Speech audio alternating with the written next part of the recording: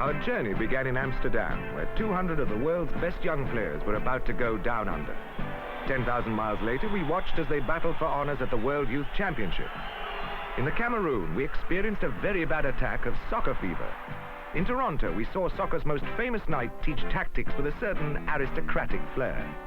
While in Singapore, we came across an old and highly unofficial treatment for sports injuries.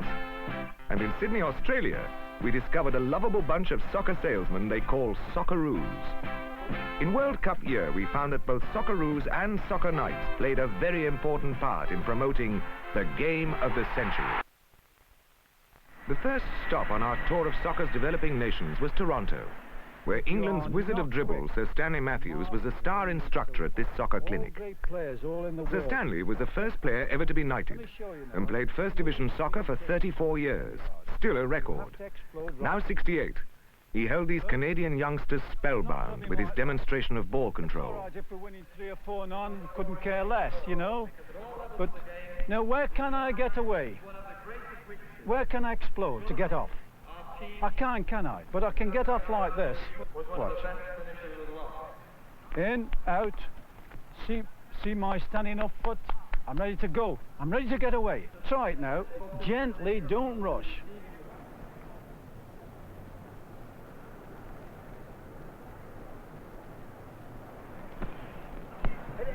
In, out, in. You understand?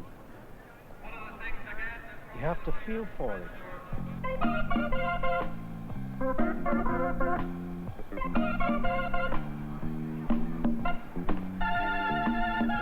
That's good.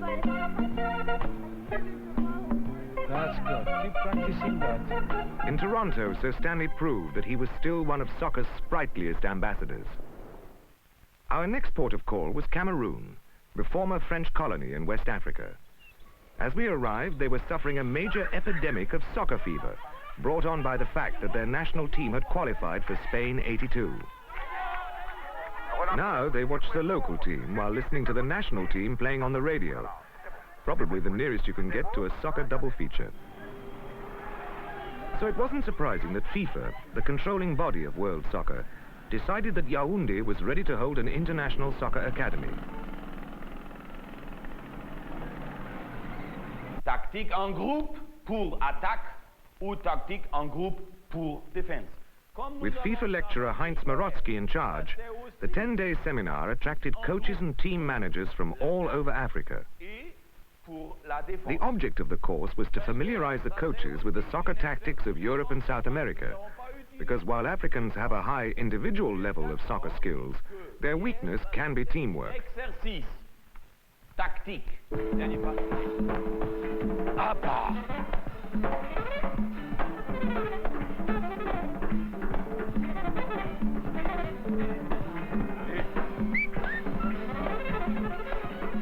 The idol of the Cameroon and one of the biggest names in African soccer is Thomas Nkono, the national team goalkeeper. Like Stan Matthews, Pele, and all the other soccer greats, Nkono started his career aged 4, kicking stones, tin cans, and the occasional ball on makeshift pitches like this. And then that's how stars are born. North African countries like Morocco have a much more developed sense of teamwork than their southern neighbors.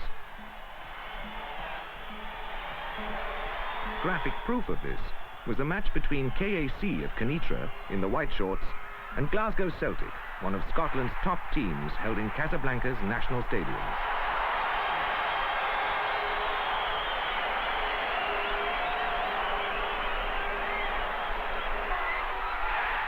Although the Moroccans were overjoyed to beat the Scots 2-1 and run away with the local cup, it will be Morocco's next-door neighbor Algeria, who together with the Cameroon will be representing Africa at the World Cup in Spain. From Africa, we jetted east, halfway across the globe to Asia, and stopped off in Singapore, the proudly independent and spectacularly successful island at the tip of Malaysia. Singapore has a booming economy, a fascinating ethnic mix of Chinese, Malays, and Indians, modern hotels and luxury apartment blocks, and the most spectacular of all Chinese New Year celebrations. Oriental ritual plays a part in Singapore's soccer too. Swearing allegiance is always how training begins. When you get onto the flank, I want you to drive that ball. Jitter Singh, the national team coach, strives to keep up the high standards of Singapore's soccer, which has had its own football association since 1924. Although the team are part-timers, their recent record is impressive, as Singh points out.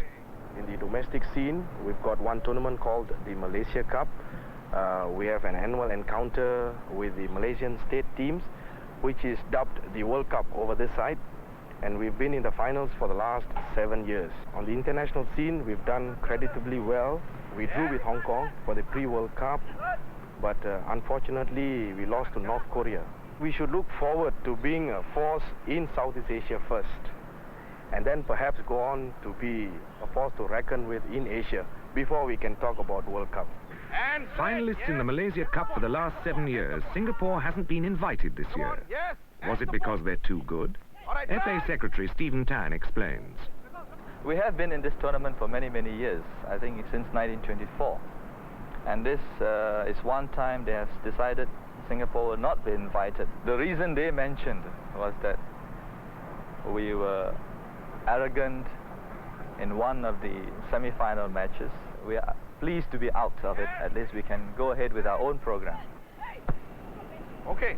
Singapore's soccer style may be European, but many of the players are turning, unofficially, to ancient Oriental methods to cure sports injuries. Here, acupuncture is being used to treat a damaged Achilles tendon. A cure from the past that could be incorporated into sports medicine of the future. From the success story of Singapore, we flew to Sydney, Australia, which was to host the finals of the FIFA World Youth Championship for the Coca-Cola Cup, the biggest international soccer tournament ever held in Australasia. As the lights went on in Sydney, across the harbour, a glamorous party was held to welcome soccer's international elite, who had flown in from all parts of the world. Heinz Marotzky, fresh from lecturing in the Cameroon, FIFA's president Yao Havelange in earnest conversation with Northern Ireland's Harry Cavan, and the delegates from oil-rich Qatar. Meanwhile, in Amsterdam, 11 of the 16 finalists gathered to be flown in a single jumbo to Australia.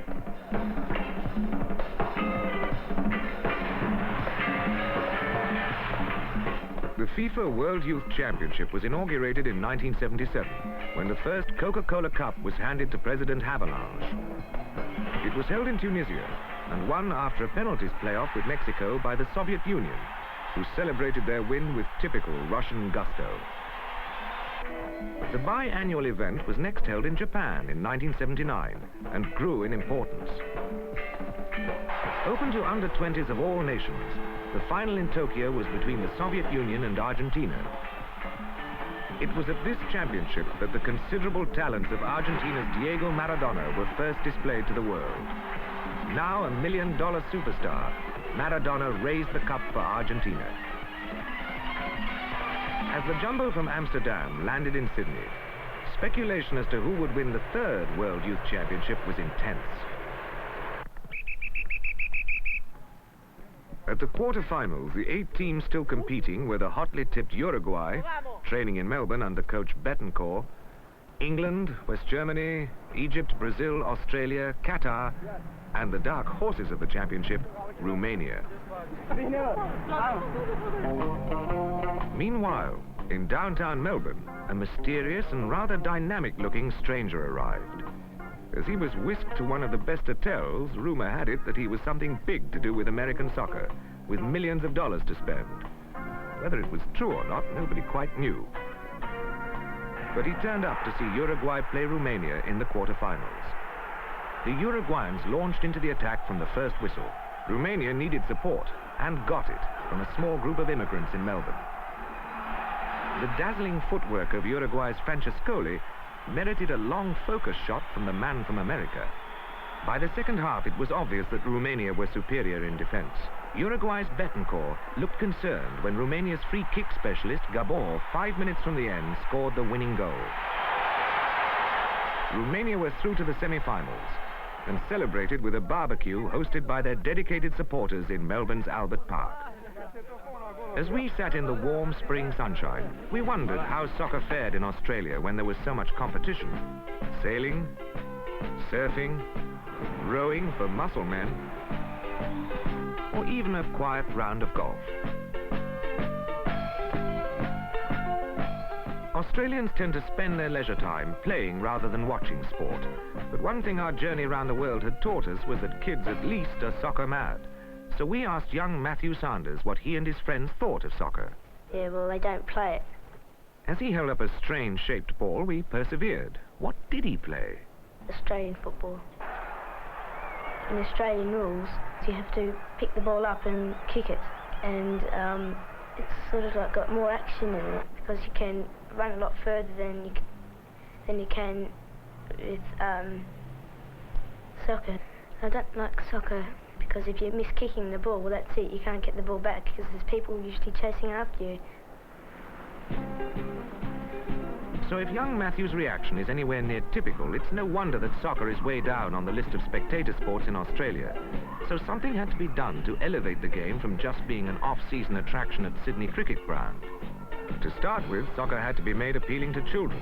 And it was this pair of lightweight boxers, here seen entertaining some local koalas, that gave rise to a whole new family of soccer players called socceroos. This is a socceroo as dreamed up by Hanna-Barbera, the cartoon company that invented Yogi Bear. They were hired by the Australian Soccer Federation to spearhead a campaign to make soccer more appealing to children, as Simon O'Leary explains.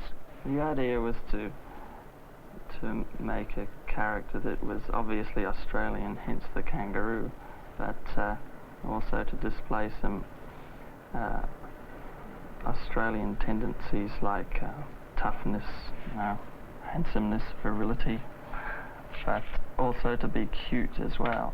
Not only an aggressive character, but a friendly character that kids maybe can identify with. After that, I had to develop more characters on that same theme, such as the big muscle-bound guy, Big Red. We've tried to go into different directions with the characters, putting them in different environments. We've done a poster that kids can stick on their walls.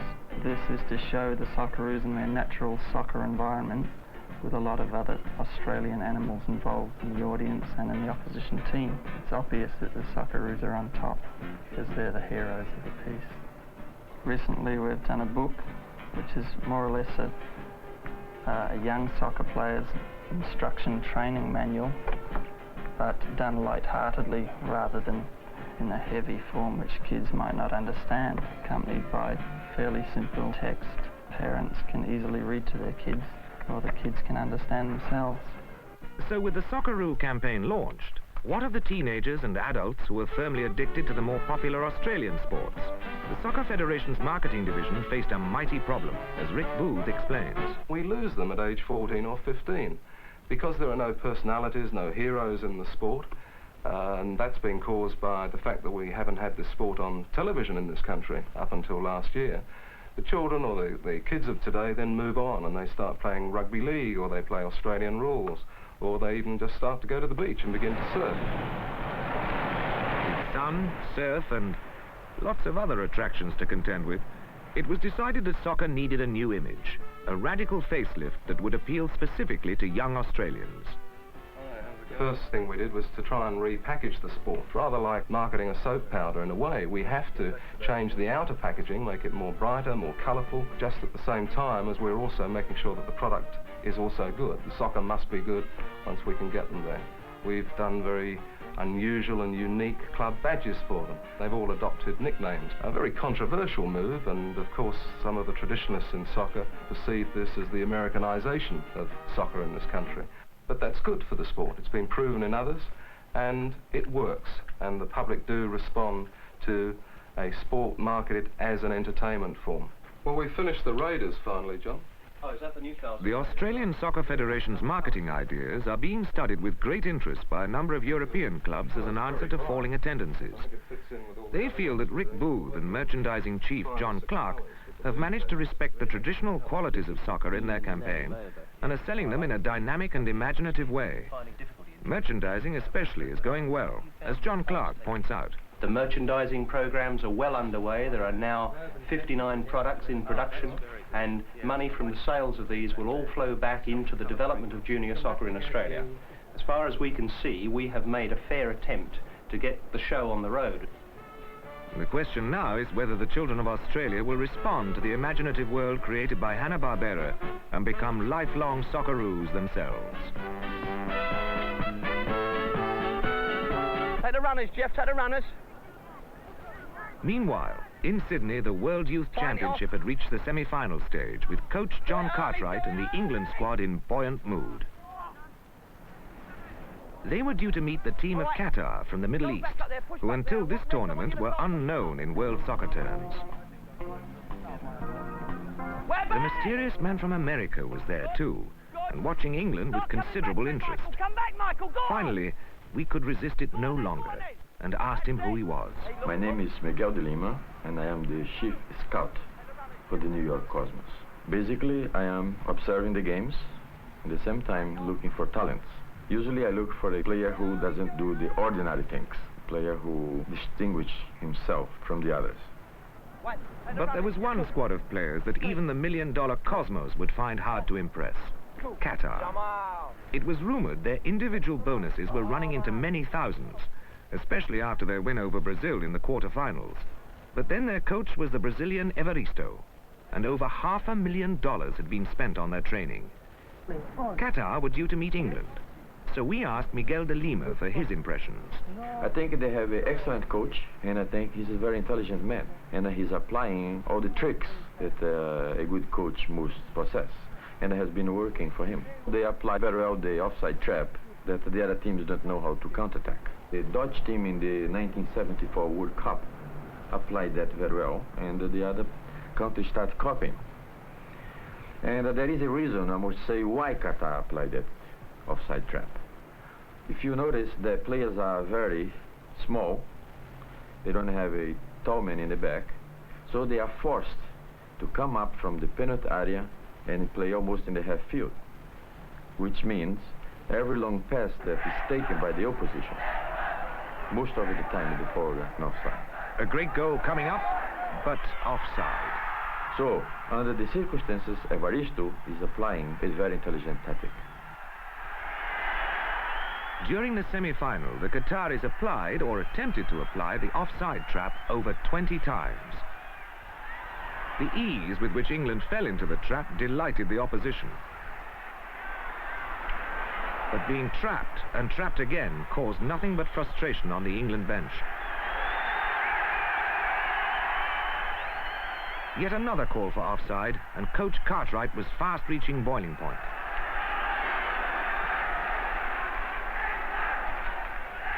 Qatar's expert use of the offside trap, combined with the occasional brilliant shot like this, were enough to put England out of the final. Qatar applied the offside trap, and for some reason England never could counterattack these tactics. Although they had several chances to score, I would say that at least 3 goals should have been scored in the first half, when the English team had the opportunity to capitalize. But in soccer it's like this. If you don't take the opportunities, you end up losing the game. The sense of frustration felt by England supporters exploded into violence, and 200 of them ran onto the field and caused havoc during Qatar's moment of glory. They were duly dispatched by some burly Australian police. But for one fan, England's loss was just going to be a very bad dream. It wasn't just rain. It was a deluge on the day of the final of the World Youth Championship at Sydney Cricket Ground. But despite the torrential downpour, for anybody who loves soccer, it was a match they wouldn't miss. Qatar versus West Germany, or David against Goliath. The West Germans had everything going for them. Physically, they towered over the Qataris, and the rain couldn't be more helpful if they were to beat the men from the desert. It looked like water polo rather than soccer. Only on a few occasions did the Qataris break through the German defense, but the shots were beautifully saved by goalie Forborn. And for sheer speed, the West Germans outran the Qataris every time.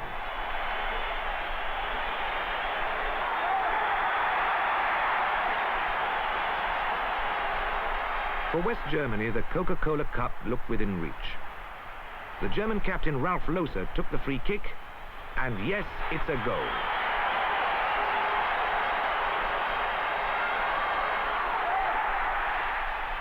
The Qataris were noticeably unsuccessful in trapping the Germans offside, even though they tried. And in the 85th minute, Antes scored the final goal of the match. West Germany had achieved a resounding victory 4-0 over Qatar to become the third World Youth Champions. And Qatar went home rich, but not famous.